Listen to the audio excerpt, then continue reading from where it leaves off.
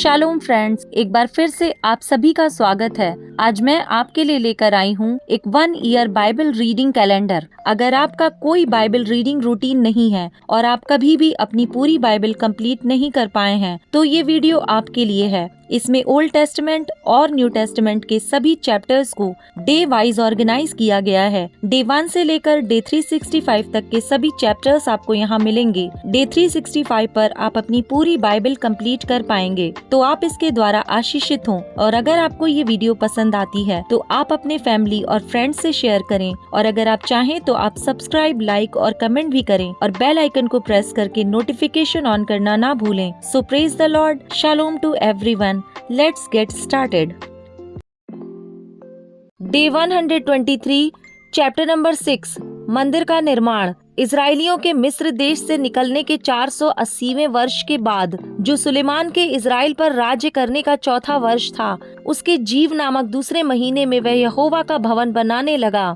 जो भवन राजा सुलेमान ने यहोवा के लिए बनाया, उसकी लंबाई 60 हाथ, चौड़ाई 20 हाथ और ऊंचाई 30 हाथ की थी। और भवन के मंदिर के सामने के ओसारी की लंबाई 20 हाथ की थी, अर्थात भवन की चौड़ाई के बराबर थी। और ओसारी की चौड़ाई जो भवन के सामने थी वह 10 हाथ की थी। फिर उसने भवन में चौखट सहित जालीदार खिड़कियां बनाई। उसने भवन के आसपास की दीवारों से सटे हुए, अर्थात मंदिर और दर्शन स्थान, दोनों दीवारों के आसपास उसने मंजिलें और कोठरियां बनाई। सबसे नीचे वाली मंजिल की चौड़ाई 5 हाथ और बीच वाली की 6 हाथ और ऊपर वाली की 7 हाथ की थी, क्योंकि उसने भवन के आसपास दीवार को बाहर की ओर कुर्सीदार बनाया था, इसलिए कि कड़ियां भवन की दीवारों को पकड़े हुए ना हों।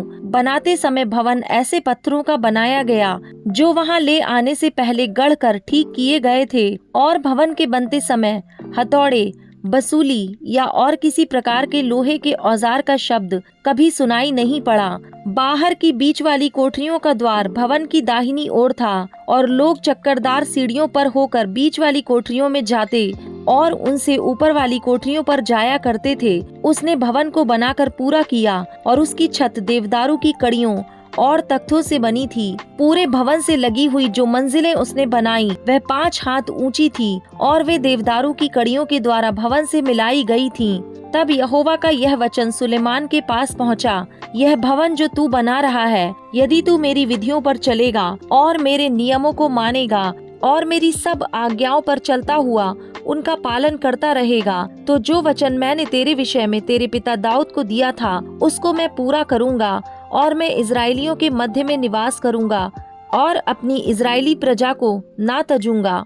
मंदिर की भीतरी सजावट। यो सुलेमान ने भवन को बनाकर पूरा किया। उसने भवन की दीवारों पर भीतर की ओर देवदारू की तख्ताबंदी की, और भवन के फर्श से छत तक दीवारों पर भीतर की ओर लकड़ी की तख्ताबंदी की।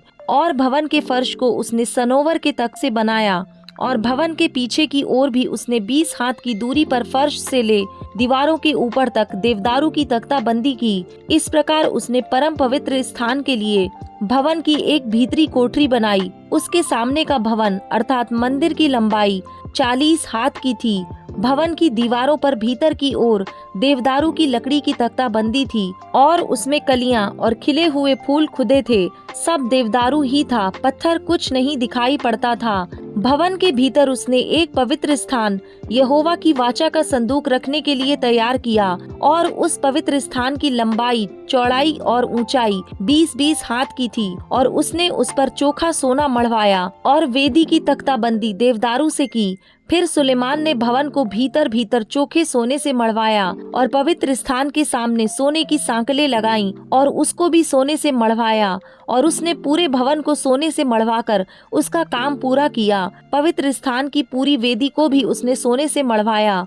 पवित्र स्थान में उसने 10-10 हाथ ऊंचे जैतून की लकड़ी के 2 करूब बनाकर रखे। एक करूब का एक पंख 5 हाथ का था, और उसका दूसरा पंख भी 5 हाथ का था। एक पंख के सिरे से दूसरे पंख के सिरे तक लंबाई 10 हाथ थी। दूसरा करूब भी 10 हाथ का था। दोनों करूब एक ही नाप और एक ही आकार के थे।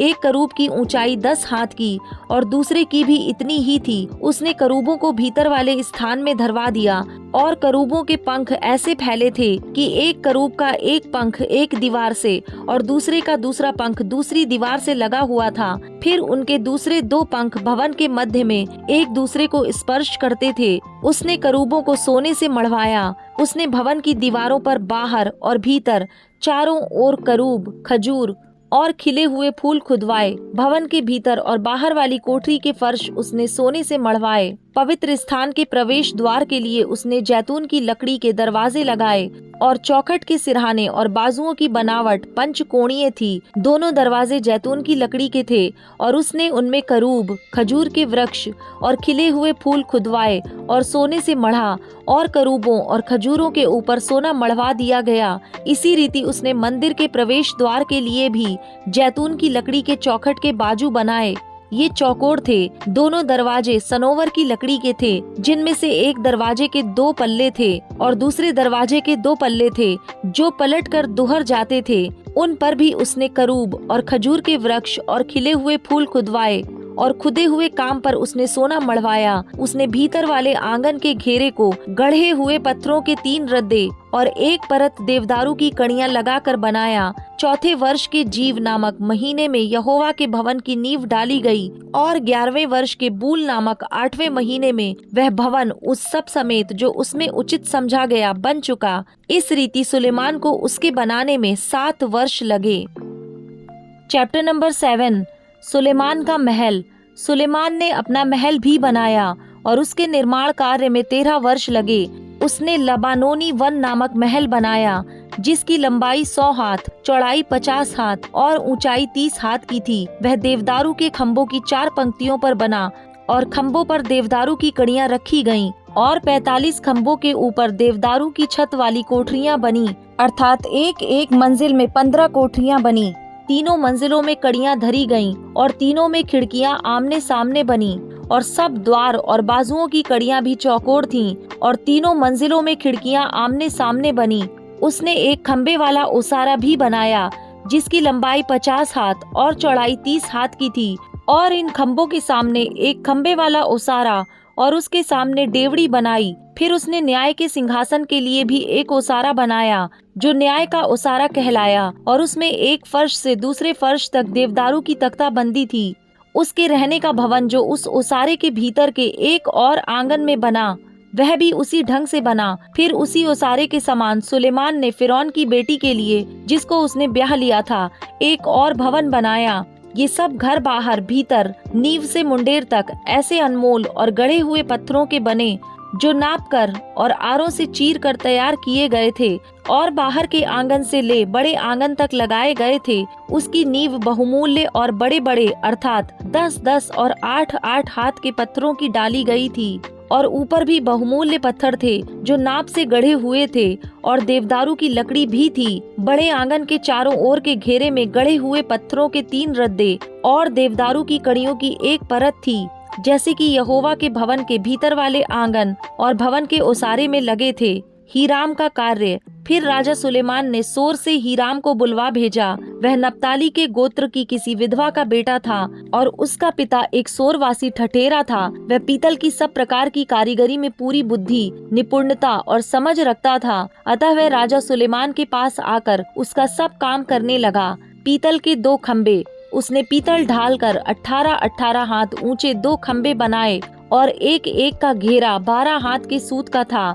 ये भीतर से खोखले थे और इसकी धातु की मोटाई 4 अंगुल थी। उसने खम्भों के सिरों पर लगाने को पीतल ढालकर 2 कंगनी बनाई। एक एक कंगनी की ऊंचाई 5-5 हाथ की थी। खम्भों के सिरों पर कंगनियों के लिए चौखाने की 7-7 जालियां और सांकलों की 7-7 झालरें बनी। उसने खम्बे को भी इस प्रकार बनाया कि खम्भों के सिरों पर की एक एक कंगनी को ढाकने के लिए चारों ओर जालियों की एक एक पंक्ति पर अनारों की 2 पंक्तियां हों। जो कंगनियां ओसारों में खम्भों के सिरों पर बनी, उनमें 4-4 हाथ ऊंचे सोसन के फूल बने हुए थे और एक एक खम्बे के सिरे पर उस गोलाई के पास जो जाली से लगी थी एक और कंगनी बनी और एक एक कंगनी पर जो अनार चारों ओर पंक्ति पंक्ति करके बने थे वह 200 थे। उन खम्बों को उसने मंदिर के ओसारे के पास खड़ा किया और दाहिनी ओर के खम्बे को खड़ा करके उसका नाम याकीन रखा। फिर बाईं ओर के खम्बे को खड़ा करके उसका नाम बोआज रखा और खम्बों के सिरों पर सोसन के फूल का काम बना था। खम्भों का काम इसी रीति से पूरा हुआ।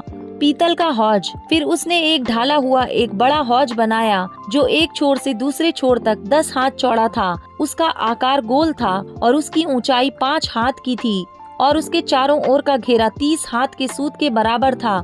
उसके चारों ओर के किनारे के नीचे एक एक हाथ में 10-10 कलियां बनी जो हौज को घेरे थीं। जब वह ढाला गया तब ये कलियां भी 2 पंक्तियों में ढाली गईं और वह 12 बने हुए बैलों पर रखा गया, जिनमें से 3 उत्तर, 3 पश्चिम, 3 दक्षिण और 3 पूरब की ओर मुंह किए हुए थे और उन्हीं के ऊपर हौज था और उन सबों का पिछला अंग भीतर की ओर था। उसकी मोटाई मुट्ठी भर की थी और उसका किनारा कटोरे के किनारे के समान सोसन के फूलों के जैसा बना था और उसमें 2000 बत पानी समाता था। पीतल के ठेले। फिर उसने पीतल के 10 ठेले बनाए। एक एक ठेले की लंबाई 4 हाथ, चौड़ाई भी 4 हाथ और ऊंचाई 3 हाथ की थी। उन ठेलों की बनावट इस प्रकार थी। उनके पटरियां थीं और पटरियों के बीचों बीच जोड़ भी थे और जोड़ों के बीचों बीच की पटरियों पर सिंह, बैल और करूब बने थे और जोड़ों के ऊपर भी एक एक और ठेला बना और सिंहों और बैलों के नीचे लटकती हुई झालरें बनी थीं।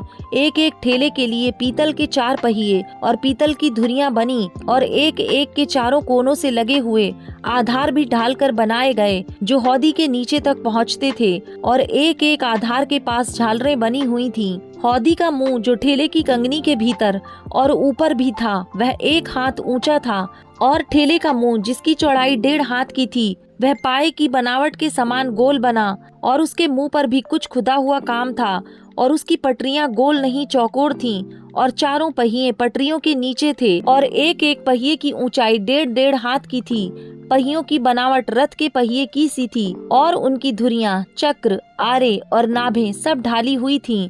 एक एक ठेले के चारों कोनों पर 4 आधार थे और आधार और ठेले दोनों एक ही टुकड़े के बने थे और एक एक ठेले के सिरे पर आधा हाथ ऊंची चारों ओर गोलाई थी और ठेले के सिरे पर की टेकें और पटरियां ठेले से जुड़े हुए एक ही टुकड़े के बने थे और टेकों के पाटों और पटरियों पर जितनी जगह जिस पर थी उसमें उसने करूब और सिंह और खजूर के वृक्ष खोद कर भर दिए और चारों ओर झालरें भी बनाई। इसी प्रकार से उसने 10 ठेलों को बनाया। सबों का एक ही सांचा और एक ही नाप और एक ही आकार था। उसने पीतल की 10 हौदियां बनाई। एक एक हौदी में 40-40 बत पानी समाता था और एक एक हौदी 4-4 हाथ चौड़ी थी और 10 ठेलों में से एक एक पर एक एक हौदी थी। उसने 5 हौदियां भवन के दक्षिण की ओर और 5 उसके उत्तर की ओर रख दी और हौज को भवन की दाहिनी ओर अर्थात दक्षिण पूर्व की ओर रख दिया। मंदिर के पवित्र पात्र और अन्य वस्तुएं। हीराम ने हौदियों, फावड़ियों और कटोरों को भी बनाया। इस प्रकार हीराम ने राजा सुलेमान के लिए यहोवा के भवन में जितना काम करना था वह सब पूरा कर दिया, अर्थात 2 खम्बे और उन कंगनियों की गोलाइयां जो दोनों खम्बों के सिरों पर थीं और दोनों खम्बों के सिरों पर की गोलाइयों को ढकने के लिए 2-2 जालियां और दोनों जालियों के लिए 400-400 अनार, अर्थात खम्बों के सिरों पर जो गोलाइयां थीं उनको ढांकने के लिए अर्थात एक एक जाली के लिए अनारों की 2-2 पंक्तियां, 10 ठेले और इन पर की 10 हौदियां, एक हौज और उसके नीचे के 12 बैल और हंडे, फावड़ियां और कटोरे बने। ये सब पात्र जिन्हें हीराम ने यहोवा के भवन के निमित्त राजा सुलेमान के लिए बनाया वह झलकाए हुए पीतल के बने। राजा ने उनको यर्दन की तराई में अर्थात सुक्कोत और सारतान के मध्य की चिकनी मिट्टी वाली भूमि में ढाला और सुलेमान ने बहुत अधिक होने के कारण सब पात्रों को बिना तौले छोड़ दिया, अतः पीतल के तौल का वजन मालूम ना हो सका। यहोवा के भवन के जितने पात्र थे सुलेमान ने सब बनाए, अर्थात सोने की वेदी और सोने की वह मेज जिस पर भेंट की रोटी रखी जाती थी और चोखे सोने की दीवटें जो भीतरी कोठरी के आगे 5 तो दक्षिण की ओर और 5 उत्तर की ओर रखी गईं और सोने के फूल, दीपक और चिमटे और चोखे सोने के तसले, कैंचियां, कटोरे, धूपदान और कड़छे और भीतर वाला भवन जो पवित्र स्थान कहलाता है और भवन जो मंदिर कहलाता है, दोनों के किवाड़ों के लिए सोने के कब्जे बने। इस प्रकार जो जो काम राजा सुलेमान ने यहोवा के भवन के लिए किया वह सब पूरा हुआ। तब सुलेमान ने अपने पिता दाऊद के पवित्र किए हुए सोने चांदी और पात्रों को भीतर पहुंचाकर यहोवा के भवन के भंडारों में रख दिया। Luke chapter number 23 verse number 26 to 38। यीशु का क्रूस पर चढ़ाया जाना। जब वे उसे लिए जा रहे थे तो उन्होंने शमौन नामक एक कुरेनी जो गांव से आ रहा था पकड़कर उस पर क्रूस लाद दिया कि उसे यीशु के पीछे पीछे ले चले। लोगों की बड़ी भीड़ उसके पीछे हो ली और उसमें बहुत सी स्त्रियां भी थीं जो उसके लिए छाती पीटती और विलाप करती थीं। यीशु ने उनकी ओर मुड़कर कहा, हे यरूशलेम की पुत्रियों, मेरे लिए मत रो, परंतु अपने और अपने बालकों के लिए रो, क्योंकि देखो वे दिन आते हैं जिनमें लोग कहेंगे, धन्य हैं वे जो बांझ हैं और वे गर्भ जो ना जने और वे स्तन जिन्होंने दूध ना पिलाया। उस समय वे पहाड़ों से कहने लगेंगे कि हम पर गिरो, और टीलों से कि हमें ढांप लो, क्योंकि जब वे हरे पेड़ के साथ ऐसा करते हैं तो सूखे के साथ क्या कुछ ना किया जाएगा। वे अन्य 2 मनुष्यों को भी जो कुकर्मी थे उसके साथ घात करने को ले चले। जब वे उस जगह जिसे खोपड़ी कहते हैं पहुँचे तो उन्होंने वहाँ उसे और उन कुकर्मियों को भी, एक को दाहिनी और दूसरे को बाईं ओर, क्रूसों पर चढ़ाया। तब यीशु ने कहा, हे पिता, इन्हें क्षमा कर, क्योंकि ये जानते नहीं कि क्या कर रहे हैं।